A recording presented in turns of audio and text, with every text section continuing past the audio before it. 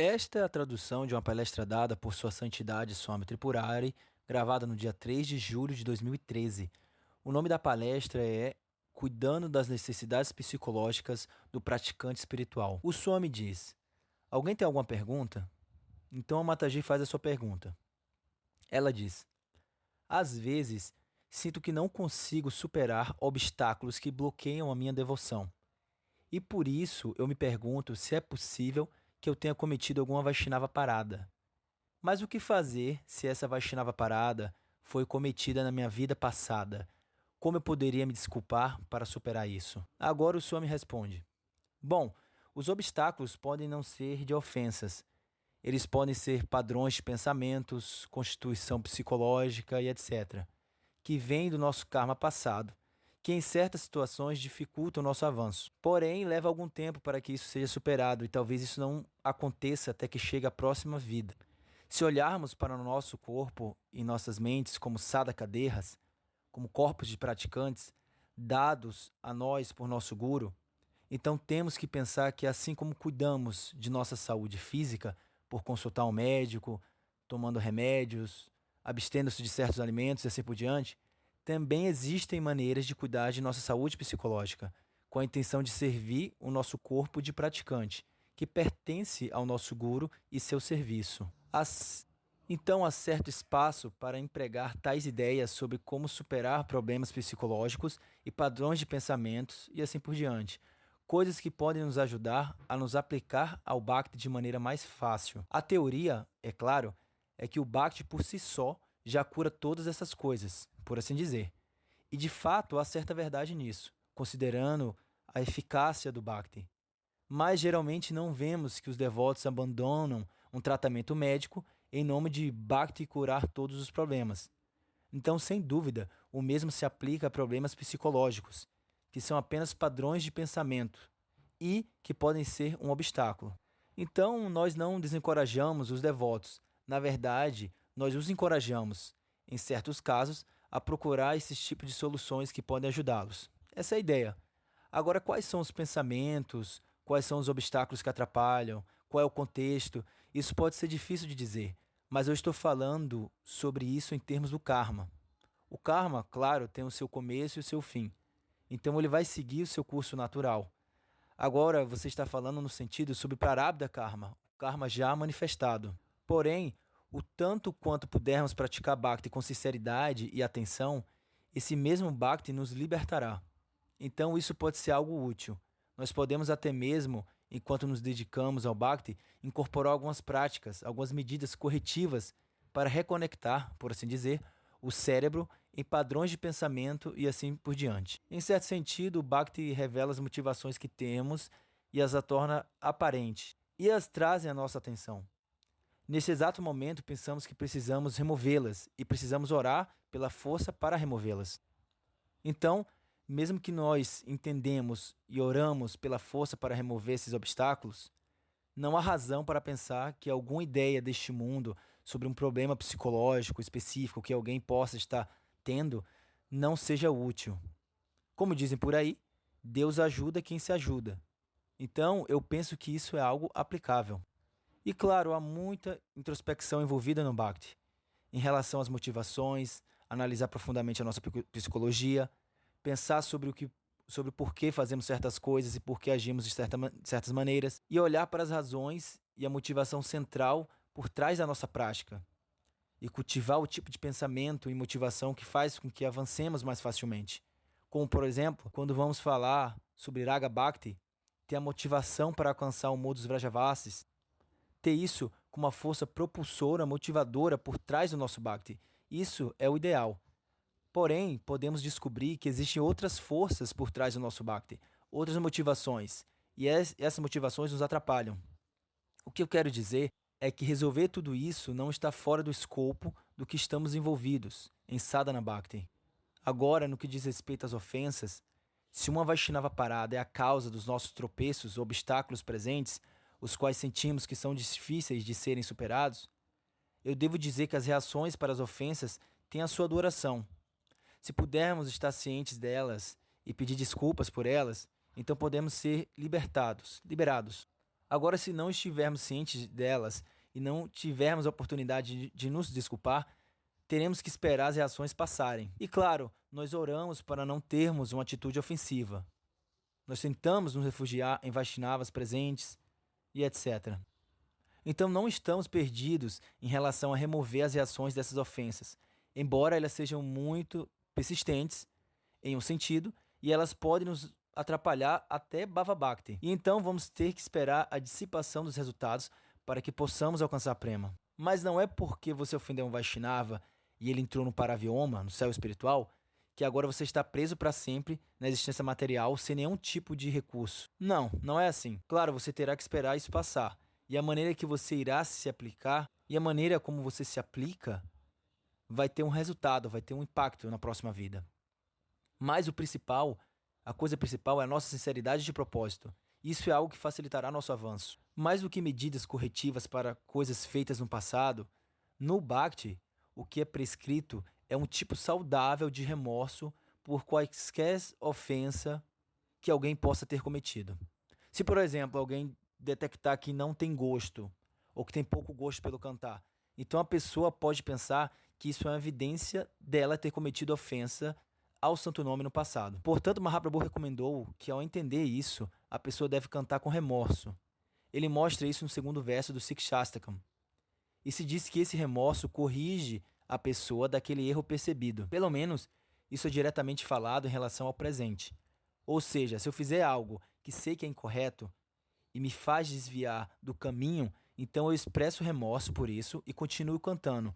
E o próprio remorso é mais poderoso do que o desvio. Então, certamente, se tivermos isso nessa vida, com certeza esse canto com remorso irá compensar os desvios da vida passada, se eles ainda estão nos assombrando. Temos que focar na atitude de serviço, cultivar essa disposição. Podemos estudar o segundo verso do Sikshastakam de Chaitanya Mahaprabhu. Ali, Mahaprabhu diz como ele canta com remorso devido à falta de gosto e que a causa disso são os anartas. Também ele diz o quão generoso é o nome, que apesar dessa situação, permanece conosco. Então, enquanto o remorso estiver ali, o santo nome ficará conosco e haverá algum avanço. Tendo dito isso, é possível que possamos ser incomodados nesta vida por certos problemas que atrapalham nosso avanço. E eu mencionei que você terá que esperar até a próxima vida. Porém, surge naturalmente um pouco de desânimo quando se escuta isso. Mas é quase certo de se esperar que tenhamos mais alguns nascimentos, pois esse é um caminho muito longo. Então, eu acho bom olharmos para isso de uma forma muito otimista. Por exemplo, você pode nascer numa família de Vaishnavas, e as coisas com as quais você luta nessa vida serão removidas. E o que você está fazendo agora nessa vida, esse será o seu futuro. Seja karmicamente falando, o que dificilmente é o seu caso, dado o seu envolvimento no Bhakti. E é bem possível que todos os frutos da sua Bhakti não se manifestem nessa vida. Eles podem se manifestar na próxima vida, na forma de um vento muito favorável. Sendo assim, a pessoa que você quer ser agora, no futuro você será isso e ainda mais. De certa maneira, a sua prática é como colocar dinheiro no banco. Você ainda se sente pobre porque está colocando todo o dinheiro no banco. Mas isso nos engana, porque na verdade você não é pobre de jeito nenhum. Você está construindo um grande saldo bancário. E com o tempo você viverá dos rendimentos desse dinheiro. Dessa maneira, na próxima vida você estará muito mais bem equipado e preparado para praticar. Você vai chegar firme, com os pés no chão. Então não devemos olhar para essas vidas em termos de finalidades. Isso é como ir dormir e acordar. Se eu falasse para você, amanhã de manhã você vai acordar, apenas tolere o dia de hoje. Vá para a cama hoje à noite, acorde de manhã e tudo isso terá ido embora. Você não achará isso tão difícil de aceitar, certo? Você será otimista sobre isso. Então você tem que olhar para essa vida como um dia longo e a morte é como um sono curto, um descanso. Então no dia seguinte, todos os problemas da vida anterior que atualmente te incomodam, na maioria das vezes também problemas de ofensas, irão embora. Isso parece muito otimista. E é otimista. Você apenas precisa ter uma perspectiva um pouco mais ampla sobre o tempo. Isso é tudo, mas é difícil. É como quando a gente era criança. Por exemplo, eu era um garoto e naquela minha idade era uma grande coisa, né? Uma coisa muito importante fazer 16 anos, pois você podia tirar a carteira de motorista e dirigir um carro. Todo menino queria dirigir um carro. Não acho que seja assim agora, mas pelo menos costumava ser. Isso era nos anos 50, indo para o início dos anos 60. Então, se você tivesse 10 anos e você falasse para seu pai: Pai, eu quero dirigir o carro. E seu pai respondesse: Mas você tem que esperar 6 anos. Na idade de 10 anos, esperar 6 anos é como se fosse esperar 6 vidas. Quando você é jovem, 1 ano, 2 anos, parece muito tempo, não é mesmo? Mas quando você fica mais velho, por exemplo, quando você tem 50 anos e eu chego até você e digo: Então, você vai ter que esperar 2 anos. Aí você pensa: Ah, tá, 2 anos não é muito tempo. Então, conforme crescemos, nós temos uma noção melhor do tempo. E também temos noção do fato de que as coisas levam tempo. E aprendemos a conviver com isso. E a nossa impetuosidade da juventude já se passou. E agora temos a riqueza da experiência. E é o mesmo com Bhakti, conforme nos tornamos mais experientes. Nós temos uma perspectiva diferente sobre o tempo e o avanço. O exemplo disso é o seguinte: um dos meus irmãos espirituais uma vez estava sentado com o Pujyapada Siddhasiddha Maharaj na sua varanda. Então ele disse: Guru Maharaj, eu não sinto que estou fazendo algum progresso. Então Guru Maharaj ficou surpreso e respondeu com muita sinceridade. Ele disse bem assim: Nenhum progresso? Você acha que não está fazendo nenhum progresso? Você tem a vida humana. Jalajal Navalakshani Stavara Lakshavishati. Ele citou este verso dos Puranas, que mais ou menos diz que passamos por muitas espécies de vidas. Éramos seres aquáticos, já nascemos como répteis, já nascemos como mamíferos, plantas, pássaros, como humanos incivilizados, humanos civilizados, e assim por diante. Então o Siddhartha Maharaj continua falando: Nenhum progresso? Como assim? Você tem a vida humana. E nessa vida humana você tem sadhusanga. E você acha que não está fazendo nenhum progresso?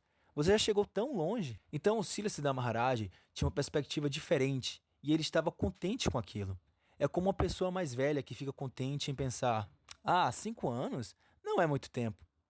E sabendo o valor de certos fundamentos essenciais, pilares fundamentais da casa do Bhakti, quando o guru vê que esses valores estão no lugar e o estudante os entendeu e agora está agindo de acordo com isso, nesse momento o guru se sente muito confiante. Ele pensa: Nossa, olha, muito bom, a obra está sendo construída. Se eu te disser que eu vou construir uma casa, uma mansão para você, e aí você vê os planos e fica muito feliz com isso. E aí você sai para visitar o local, para ver como a construção está indo, mas quando você chega no local, você encontra apenas um grande buraco no chão. Então você pensa: onde está a minha obra? Onde está a minha casa?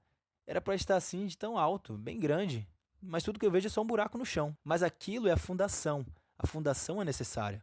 A construção está subindo, mas na primeira fase da subida temos que cavar um buraco. Assim, pode não parecer para nós que a obra está subindo, mas quem entende sobre a construção e o que isso envolve, entenderá que quando você faz um buraco no chão para a fundação, significa que a construção está subindo. Portanto, ter a fundação no Bhakti é um aspecto muito importante para a casa do Bhakti que você está tentando construir. E a fundação é a fé em Sri Guru. E nós vemos que você tem isso. Você tem a vida humana, você tem sadhusanga, tem gurunista. Isso mostra que você fez muito progresso. Um dos meus irmãos espirituais costumava dizer assim: a distância que percorremos em nossa jornada material, vida após vida, até o ponto de nos abrigarmos em nosso guru, é muito maior do que a distância que temos que percorrer deste ponto até a perfeição. Porque você agora conseguiu a vida humana, sadhusanga e gurunista. A distância é muito pequena. Será mais uma, duas ou três vidas. Podemos comparar isso com as vidas que já passamos. A nade. Então, o que são duas ou três vidas comparadas à vida sem começo? Então é bom termos essa perspectiva. Assim nos sentiremos encorajados em relação a onde estamos no aqui e agora. Isso nos ajudará a darmos atenção no aqui e agora em termos de nosso progresso. E é exatamente isso que mais contribuirá para o nosso progresso. Todo esse pensamento sobre o futuro, como por exemplo, o que eu vou alcançar e etc., tende a tirar o nosso foco do presente e dos meios para alcançá-lo. Devemos saber a teoria do Raga Bhakti, devemos ter o ideal, mas devemos nos concentrar no que precisamos fazer para alcançar isso, entender qual é o tipo de prática necessária no aqui e agora. Então, isso responde a sua pergunta? Bom, eu pelo menos gostei, isso parece bom para mim. Nós temos tempo e gradualmente iremos para lá, mas temos que prestar atenção no aqui. Como dizem, a jornada é o destino E é uma boa jornada. Agora a Mataji faz uma pergunta. Você estava falando no início algo sobre a psique. Você poderia explicar mais sobre isso? Então o Swami responde. Bom, eu estava dizendo que nós podemos ter padrões psicológicos de pensamento que podem atrapalhar a nossa prática. Assim como podemos ter alguma doença física que pode nos inibir de algum aspecto da prática, nós podemos praticar em qualquer condição. Mas para sermos humanos mais funcionais e adotarmos as práticas com mais facilidade, nós podemos, assim como tomamos remédios para tratar qualquer tipo de doença física, tomar remédios que lidam com doenças psíquicas. E eu disse que muitos desses remédios surgem dos tempos industriais em que vivemos, que não eram prevalecentes ou existentes em tempos anteriores, como, por exemplo, nas culturas agrárias e nos tempos em que nossos principais textos foram escritos. Então, nós podemos aplicar certas descobertas da psicologia para lidar com esses padrões karmáticos de pensamento, igual como empregamos a medicina para tratar nossas doenças físicas. Mas nós não fazemos isso no contexto de pensar que nosso corpo é um corpo. Desculpa, mas nós fazemos isso no contexto de pensar que nosso corpo é um corpo de praticante. Portanto, ao cuidar do corpo de praticante, que é o corpo dado a nós por nosso guru, para o serviço ao guru e goranga, não saímos do contexto do Bhakti. Por exemplo, quando tomamos um remédio para indigestão, ou quando descobrimos que temos um certo padrão de pensamento que é problemático. Então lemos um livro que fala sobre como lidar com isso. Então, nesse espírito, podemos fazer essas coisas.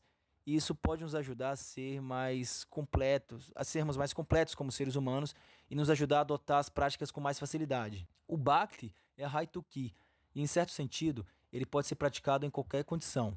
Até mesmo os animais podem praticá-lo. Mas eles não conseguem praticar na mesma medida que os humanos conseguem. E os seres humanos são caracterizados por sua psicologia. Em outras palavras, os animais, por exemplo, são uma realidade biológica, mas não são tanto uma realidade psicológica. A corporificação karmática deles é uma coisa, mas seu aspecto psicológico não se manifesta na mesma medida que o nosso. A nossa biologia é a nossa animalidade, e a nossa psicologia é a nossa humanidade. Então, a dimensão psíquica do nosso condicionamento se torna muito proeminente na sociedade humana. E, em certo sentido, o que nos diferencia dos animais é o desenvolvimento psicológico. Por exemplo, nós assumimos a responsabilidade por nossas ações. Os animais os animais não assumem a responsabilidade por suas ações. Por exemplo, se uma vaca derrubar um lampião no curral, isso faz com que pegue fogo na cidade inteira, como o que aconteceu em Chicago há muitos anos atrás. A vaca, ela não tem remorso, ela não assume a responsabilidade. E nós não esperamos isso da vaca. Já os seres humanos são caracterizados por se preocuparem com a vida moral e com o desenvolvimento da psicologia.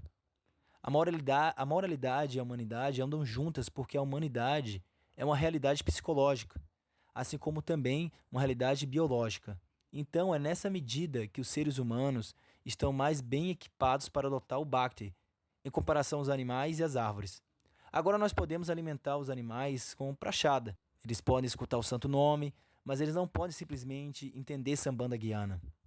E Bhaktivinoda Thakur explicou que mesmo os seres humanos que têm a oportunidade de praticar Bhakti, mas não têm algum Sambandha Gyana, o canto deles não resultará em muito avanço. Então, o ponto que estou levantando é que, sem dúvida, o ser humano é uma entidade psicologicamente desenvolvida. E que quanto mais a pessoa é psicologicamente saudável, mais ela tem a capacidade de aproveitar a oportunidade do Bhakti. Portanto, há o espaço para colocarmos atenção ao nosso crescimento humano, por meio de enxergar o corpo e a psique humana como sendo sadhaka deha. Você me entende? Se pudermos nos aprimorar em termos de equilíbrio psicológico, então será bem possível que consigamos aprimorar a intenção com a qual nos aproximamos do Bhakti. Nós podemos ter uma intenção básica, que é adequada e espiritual, mas pode haver tantos outros fatores psicológicos que nos puxam para outra direção. Esses fatores devem vir à tona e se tornam aparentes em sadhusanga. Mesmo em sadhusanga, alguém pode te falar: olha, você precisa cuidar desse problema. Você precisa assumir responsabilidade psicológica por isso. Você tem esse problema. Você se envolve em atividades passivo-agressivas. Você faz isso. Pode ser que você não perceba isso, mas você faz. Isso é um problema para a dinâmica do grupo, da sanga. Então, dentro do contexto do grupo, aquilo se torna aparente e alguém te fala sobre isso. explica aquilo para você. Então eles dão alguns conselhos sobre como você se livrar daquilo. Talvez pode ser até através de ler um livro. E não tem muita diferença nisso do que dizer, por exemplo, olha, você não pode entrar com sapatos no templo. Em outras palavras, nós dizemos às pessoas que elas têm que vestir o corpo de uma maneira para participar da sanga. Por exemplo, você não pode ir para o Arete de biquíni. Da mesma forma, a gente poderia dizer, olha, ei, você não pode ir para o Arete com essa mentalidade. Ou você não pode entrar na sanga com essa mentalidade. Portanto, você tem que lidar com isso. Então, se eu digo para você, não venha para o templo de biquíni, daí você me responde, peraí, mas o que eu vou vestir? Ah, eu vou responder, sei lá, olha, tem tantas coisas para você vestir, encontre alguma outra coisa. A gente pode dizer também, por exemplo, se alguém está com febre e resfriado, a gente fala assim para a pessoa, olha, você não pode entrar no templo, pois você vai espalhar os germes. Sinto muito, mas você ficará do lado de fora. A pessoa responde, mas o que eu vou fazer? Daí a gente responde, vá até o médico, tome algum remédio. Portanto, se vemos que alguém tem uma psicologia passiva-agressiva e isso é um problema para o grupo, nós poderíamos dizer: você não pode entrar aqui assim. Você tem que mudar isso. Mas aí a pessoa responde: mas como eu faço isso? Aí você responde: bom, lê esse livro aqui, tente fazer isso, aquilo. As pessoas tendem a pensar erroneamente que esse tipo de conselho está fora do âmbito do Bhakti. Mas como vocês podem perceber, essa é uma forma holística de lidar com isso. Isso leva em consideração a prática espiritual. Você me entende? Então a devota faz outra pergunta, mas infelizmente o áudio não está claro. E agora o senhor me responde. Existem remédios para condições psicológicas extremas. Isso vai depender da sua condição psíquica. Por exemplo, se você for diagnosticado com transtorno mental, pode ter algumas ervas ou medicamentos alopáticos para isso. Ou, por exemplo, a pessoa pode ter um transtorno comportamental e então pode haver remédios na forma de conselhos para corrigir aquele tipo de comportamento. Conselhos que podem ser dados por um psicólogo, desculpa. Então é diferente para diferentes condições. Alguns remédios podem ser químicos ou à base de ervas, e alguns remédios podem ser verbais e emocionais. E há remédios que tentam desbloquear a condição emocional que está causando um padrão de comportamento. Essa é a esfera da psicologia. Mas resumindo, a maioria das pessoas é saudável o suficiente para praticar. Nós não estamos aqui mandando todo mundo para o psicólogo. Então, vamos encerrar a aula por aqui. Sisi Daudi Gopal Ki Jai.